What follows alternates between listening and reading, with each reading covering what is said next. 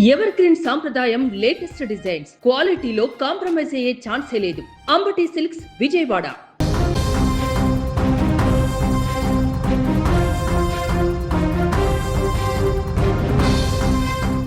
కేరళలో ఆసక్తికరమైనటువంటి పరిణామాలు చోటు చేసుకుంటున్నాయి. సో ఈరోజు ఉదయం అసెంబ్లీలో విజయ్తో పాటుగా గెలిచినటువంటి ఎమ్మెల్యేలందరూ కూడా ప్రమాణ స్వీకారం చేసిన తర్వాత తాజాగా స్టాలిన్, మాజీ ముఖ్యమంత్రి స్టాలిన్ ఇంటికి ముఖ్యమంత్రి విజయ్ వెళ్లడము ఆసక్తికరమైనటువంటి పరిణామంగా మారింది. తమిళ రాజకీయాలు మొత్తం కూడా ఇప్పుడు స్టాలిన్ ఇంటికి విజయ్ వెళ్ళినటువంటి సందర్భం పైన చర్చించుకుంటున్నాయి. ఎందుకంటే నిన్న ఆల్రెడీ సీఎంగా ప్రమాణ స్వీకారం చేసిన తర్వాత విజయ్కి స్టాలిన్కి రివర్స్ కౌంటర్ అటాక్ అన్నట్టుగా కొంత ఆ యొక్క పరిస్థితి కనిపించింది. హీట్ వాతావరణం, ఎందుకంటే ఖజానా ఖాళీ చేశారు డిఎంకే ప్రభుత్వం అంటూ విజయ్ కామెంట్లు చేయడం, దానికి కౌంటర్గా అటు మాజీ ముఖ్యమంత్రి స్టాలిన్ కూడా ఖజానా ఖాళీ కాదు, మేము నిబంధనల మేరకే అప్పు చేయడం జరిగింది, అండ్ కరోనా విపత్కర లాంటి పరిస్థితుల్లో కూడా తమిళనాడులో ఉన్నటువంటి సంక్షేమ పథకాలను ఎక్కడా కూడా మేము వెనకడుగు వేయలేదు, పూర్తిగా అందించాము, కేంద్రం నుంచి సహకారం అందించకపోయినా కూడా పర్ఫెక్ట్గా ప్రభుత్వ పాలన యంత్రాంగాన్ని ముందుకు తీసుకెళ్లామంటూ కూడా కౌంటర్ ఇవ్వడం జరిగింది స్టాలిన్. ఇలాంటి ఉత్కంఠమైనటువంటి పరిస్థితుల్లో ఈరోజు నేరుగా ముఖ్యమంత్రి విజయ్ స్టాలిన్ ఇంటికి వెళ్ళడం, అది కూడా స్టాలిన్ కుమారుడు ఉదయనిధి ఇప్పుడు శాసనసభ పక్షనేతగా ఉన్నాడు, మొన్నటి వరకు డిప్యూటీ సీఎంగా ఉన్నారు అక్కడ.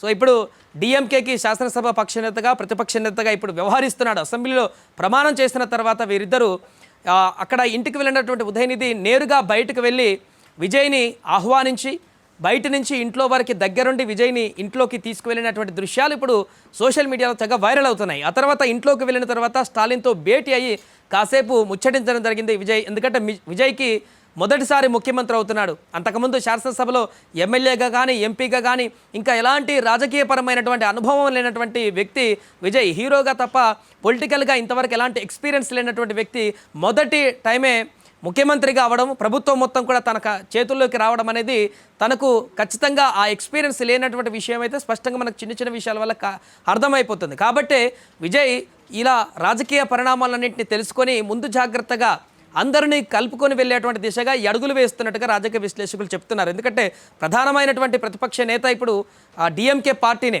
స్టాలిన్ లేకపోయిన అసెంబ్లీలో ఉదయనిధి ద్వారా స్టాలిన్ బయట నుంచి ప్రతిపక్షానికి సంబంధించి శాసనసభ వ్యవహారాలకు సంబంధించి అన్నీ కూడా తన కన్సల్లోనే జరిగేటువంటి అవకాశం ఉంది. కాబట్టి స్టాలిన్ని కొంత సపోర్ట్, అంటే ఆల్రెడీ చెప్పాడు 6 months వరకు మేము వెయిట్ చేస్తాం, 6 months వరకు విజయ్ ప్రభుత్వం ఏ రకంగా ముందడుగు వేస్తుందో అన్నీ కూడా మేము చూస్తాం, ఆ తర్వాత జరిగేటువంటి పరిణామాలకు మేము అప్పుడు రంగంలోకి దిగుతామన్నట్టుగా చెప్పారు. కాబట్టి ఇప్పటికిప్పుడు డిఎంకే కానీ స్టాలిన్ కానీ మిగతా ఎవరైనా కూడా విజయ్ ప్రభుత్వం పైన కానీ లేకుంటే పాలనా విధానాలపైన కానీ తీవ్రంగా విమర్శించేటువంటి పరిస్థితి లేదు. కాబట్టి ఈ యొక్క కొద్ది కాలం విజయ్ కూడా ప్రభుత్వానికి సంబంధించినటువంటి అన్ని వివరాలు అర్థం కావడానికి, పాలనాపరమైనటువంటి విధానాలను తెలుసుకోవడానికి కొంత టైం కూడా పడుతుంది. కాబట్టి సో ఇలాంటి స్టాలిన్ లాంటి ఎక్స్పీరియన్స్ ఉన్నటువంటి వ్యక్తులు, అండ్ అలాగే ఇప్పుడు డిఎంకే కూడా పార్టీకి సంబంధించే కాకుండా ఎండీకే కూడా పార్టీని వైరా నేతను కూడా వైగోను కూడా కలిసేటువంటి అవకాశం ఉన్నట్టుగా తెలుస్తుంది. సో ఇలా ప్రతి పార్టీకి సంబంధించినటువంటి నేతలను, అంటే అలాగే అన్నా డిఎంకేకి సంబంధించినటువంటి కీలక నేత పళనిస్వామిని కూడా విజయ్ ఇప్పుడు వెళ్ళి కలిసేటువంటి అవకాశం ఉన్నట్టుగా కూడా చర్చ కొనసాగుతుంది. అంటే విజయ్ ముఖ్యమంత్రిగా బాధ్యతలు చేపట్టిన తర్వాత ఏమాత్రం కూడా గర్వం అనేది తీసుకోకుండా, నేను ముఖ్యమంత్రి అనేటువంటి ఆ యొక్క అహాన్ని తన పైన ఎక్కించుకోకుండా పూర్తిగా మిగతా నేతలందరితో కూడా నేను కలిసి పనిచేస్తాను, వారందరితో కూడా సయోధ్యతో ముందుకు వెళ్తాననేటువంటి ఒక సంకేతాన్ని దీని ద్వారా ఇచ్చినట్టుగా మనకు కనపడుతుంది.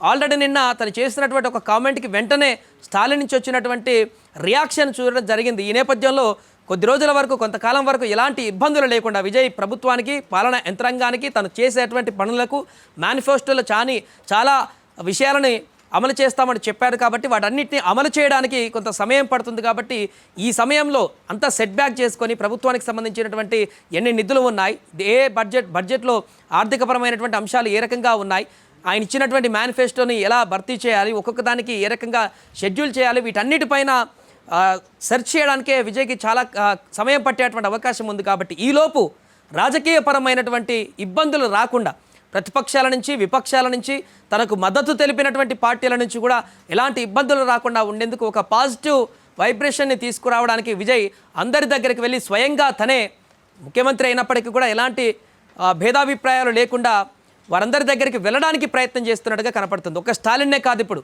మాజీ ముఖ్యమంత్రి స్టాలిన్కి మొదటి ప్రియారిటీ ఇచ్చి ఇప్పుడు వారి ఇంటికి వెళ్ళి కలిసి అక్కడ శాలువాలు కూడా కప్పడం జరిగింది. స్టాలిన్ అక్కడికి వచ్చినటువంటి సందర్భంలో ముఖ్యమంత్రిగా ఇక్కడ పాలన పరమైనటువంటి విషయాలు తీసుకునేటువంటి నేపథ్యంలో ఆయనకు శుభాభినందనలు కూడా తెలిపారు.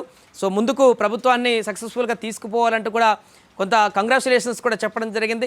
ఆ తర్వాత విజయ్ మాట్లాడుకున్నట్టుగా తెలుస్తుంది. అంటే రాష్ట్రానికి సంబంధించినటువంటి పరిణామాలు, రాజకీయ పరిణామాలను ఏం మాట్లాడుకున్నారో తెలియదు, కానీ లేకుంటే కొంత సజెషన్లు కూడా తీసుకుని ఉండొచ్చు. ఎందుకంటే స్టాలిన్ చాలా సీనియర్ నేత, శాసనసభలో చాలా సంవత్సరాల నుంచి ఉన్నారు, ముఖ్యమంత్రిగా కూడా పనిచేసినటువంటి వ్యక్తి. రాష్ట్రానికి సంబంధించిన అన్ని ఆర్థిక పరిస్థితులు కానీ, వ్యవస్థలకు సంబంధించిన అన్ని వివరాలు కూడా తనకు తెలుసు.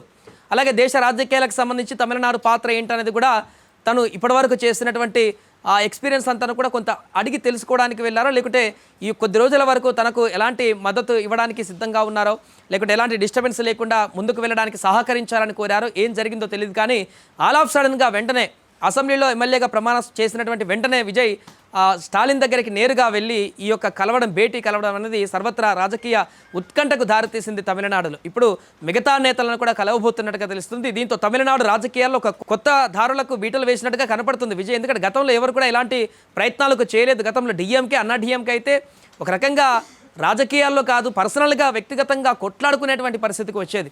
జయలలిత గారు ఉన్నప్పుడు కానీ, అంతకుముందు కరుణానిధి గారు ఉన్నప్పుడు కానీ వీరు రాజకీయంగానే కాకుండా పర్సనల్ కూడా శత్రువులాగా ఉండేటువంటి పరిస్థితి కొన్ని సందర్భాలలో వచ్చేది.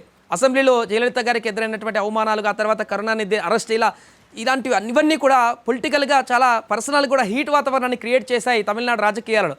కానీ ఇప్పుడు వాటన్నిటికీ స్వస్తి పలికే విధంగా రాష్ట్ర అభివృద్ధి లక్ష్యంగా రాష్ట్రాన్ని ముందుకు తీసుకువెళ్ళడానికి అక్కడ ఉన్నటువంటి రాజకీయ పార్టీలు రాజకీయం వరకే పరిమితం కావాలి, మిగతా అన్ని విషయాల్లో కూడా అందరూ కలిసికట్టుగా ముందుకు మద్దతుగా వెళ్ళాలనేటువంటి ఒక కొత్త వరవడికి విజయ్ ఇప్పుడు తెర తీస్తున్నట్టుగా కనపడుతుంది. రాజకీయ విశ్లేషకులు కూడా అదే చెప్తున్నారు.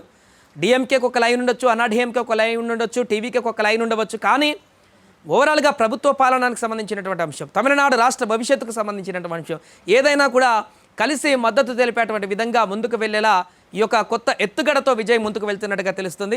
ఏదేమైనా ఇక్కడ తమిళనాడులో జరుగుతున్నటువంటి రాజకీయ పరిణామాలు అయితే ఒక్కసారిగా ఇప్పుడు సోషల్ మీడియాలో హైలైట్గా మారుతున్నాయి. రోజు రోజుకు మారిపోతున్నటువంటి రాజకీయ పరిణామాలు, విజయ్ తీసుకుంటున్నటువంటి నిర్ణయాలు, తను వేస్తున్నటువంటి అడుగులు చాలా ఆసక్తికరంగా మారాయి. ప్రస్తుతం స్టాలిన్ని భేటీ అయినటువంటి వార్త మాత్రము ట్రెండింగ్గా మారింది.